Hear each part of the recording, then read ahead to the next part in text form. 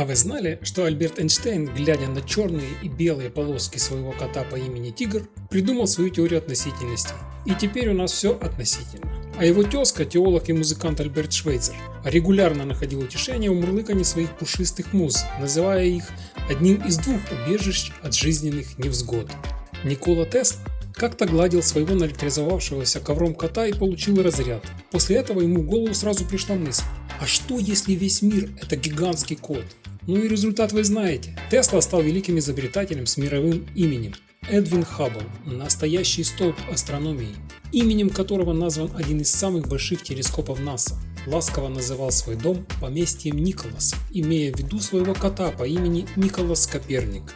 Если вы хотите достичь такого же успеха в жизни, как эти выдающиеся люди, сегодня для вас я отвечу на 10 самых важных и интересных вопросов о жизни кошек, и в конце вы получите шанс отгадать удивительную кото-загадку от Ньютона, которому, как известно, на голову упало яблоко. Итак, вопрос первый. Какие ошибки чаще всего совершают владельцы в первые дни котенка в доме? В первую очередь это недостаточно обустроенное пространство, игнорирование страхов котенка, отсутствие режима кормления и туалета. Кстати, те, кто завел себе кошку, почему-то думают, что первым делом им надо срочно покупать фурминатор. Это тоже ошибка. Фуминатор не панацея и, скорее всего, продукт деятельности маркетинга. Многие считают фурминатор спасением от линьки, но его неправильное использование может только навредить, и помогает этот инструмент далеко не всем кошкам. Кстати, его нельзя использовать часто и тем более на мокрой шерсти. Но вернемся к интересному. Выдающиеся политики, чтобы вы знали, тоже не остались равнодушными к очарованию кошек. Уинстон Черчилль, например, был окружен пушистыми компаньонами как дома, так и на работе. И в последние годы его верным другом стал рыжий кот Джок, без которого он даже не садился за стол обедать. Такая вот настоящая суровая мужская дружба. Продолжим с нашими вопросами. Влияет ли цвет шерсти кошки на ее характер? Нет, не влияет. Никаких научных доказательств этому нет. Характер кошки формируется под влиянием генетики, воспитания и среды. Ну а если говорить о ненаучных факторах, то да. Рыжие бесстыжие, полосатые матросы усатые, черные загадочные, а белые пушистые и порядочные. Все же многие интересуются, как кошки выражают любовь к своим хозяевам. Очень просто. Мурлыканье, трение о ноги, облизывание, подарочки в виде пойманной добычи – все эти способы выражения кошачьей любви. Некоторые, очень творческие личности среди котов, могут выражать свою любовь прямо в тапке хозяев или в виде царапин на мебели, обоях и других частях тела. И раз уж мы заговорили о творчестве, то среди писателей-кошатников блистали имена Марка Твена и Эрнеста Хемингуэя. Первый называл усатых гораздо интереснее людей, а второй к концу жизни стал счастливым владельцем аж 57 кошек. Потомки этих питомцев унаследовали рай на земле, то есть до сих пор живут в доме музея Хемингуэя, храня верную память его любви к своим пушистым друзьям. Поэтому очень важно знать о том, какие признаки говорят о том, что кошка счастлива. Очевидно, что это спокойное мурлыканье, активная игра, расслабленная поза, чистая шерсть, ну и самое главное – хороший аппетит. Также следует учесть, чего не любят кошки. Поэтому доставайте блокнотики и записывайте. Кошки не переносят громких звуков, резких запахов, навязчивого внимания с одной стороны, а с другой – одиночество. Но больше всего кошки не любят грязного туалета и некачественного корма. Это простая математика, и как и в шахматах, кстати, о шахматах.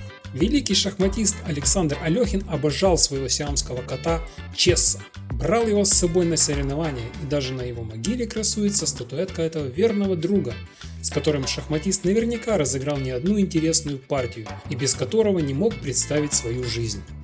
Свою жизнь без котов не могли представить такие художники, как Анри Матисс и Пьер Бонар, а также знаменитый композитор Дмитрий Шостакович. Поэтому за каждым успешным мужчиной не всегда стоит лишь только мудрая женщина, но иногда это просто пушистый кот. И жизнь не всегда торт, и поэтому иногда кошки кусаются. Причины могут быть самые разные. Например, кошка думает, что это такая игра, или она защищает свою территорию. Иногда причиной может быть боль, стресс, неправильное воспитание. То есть, в общем, все так же, как и у людей. И именно поэтому кошки любят коробки. Коробки – это чудо. Они дарят кошке чувство безопасности, уюта и тепла. Это их личное пространство, где их не тянут за хвост, не трогают руками, никуда не тащат и где они могут выпить валерьянки, нормально расслабиться и поспать в спокойной обстановке. Возвращаясь к теме, множество кошатников можно найти и среди деятелей кино и шоу-бизнеса. Например, Джон Леннон написал Let It Be, глядя на своего кота, а его первого кота звали Элвис Пресли. Но потом, когда он родил котят, оказалось, что это была кошка. Любили кошек Фредди Меркьюри, Марлон Брандо, Мерлин Монро, Рина Зеленая и Карл Лагерфельд. Продолжать можно бесконечно. Надеюсь, понятно, что без кошек не было бы никакого шоу-бизнеса в том виде, как мы его сейчас знаем. Поэтому уже сейчас пора изучать не китайский и английский, а пытаться понять свою кошку. Изучать язык ее тела, особенности поведения, реакции на разные действия. Наблюдение и терпение помогут вам расшифровать кошачьи сигналы, а налаженный контакт с кошкой откроет перед вами новые двери для карьеры и личностного роста. К примеру, почему кошка топчет лапкой? Ученые говорят, что это инстинктивное поведение, напоминающее котенку о мягком животе матери и теплом материнском молоке. Так кошки успокаиваются и выражают свое удовольствие, хотя, может быть, просто они утаптывают себе подушку. Кстати, занимательная история про Ньютона. Говорят, что Исаак Ньютон не терпел отвлечения от работы. Чтобы его кошка свободно перемещалась, не мешая ему, он проделал в двери специальное отверстие. А когда у нее появились котята, то для них тоже проделал дополнительный проход. Эта история, в которой Ньютон показан как рассеянный чудак, на самом деле полностью выдуманная. Ньютон никогда не держал ни кошек, ни других домашних животных и тем более не пилил дырки у себя в дверях. Он делал то, что у него получалось лучше всего, занимался наукой. И вот однажды, пребывая в расстройстве из-за того, что у него не сходилось решение уравнения с ответом в конце учебника, Ньютон придумал следующую загадку. Вы идете по коридору и видите 3 двери. За одной из них сидит кошка. Вам разрешено открыть дверь 1 раз в час. При этом кошка каждый раз перемещается в соседнюю комнату. Вопрос. За сколько часов можно гарантированно найти кошку, не полагаясь на удачу? Попробуйте решить эту головоломку и не просите вашу кошку помочь вам. Это будет нечестно. Пишите ваши ответы в комментариях, ставьте лайки и подписывайтесь на канал, если хотите достичь вершин успеха вместе с вашей кошкой.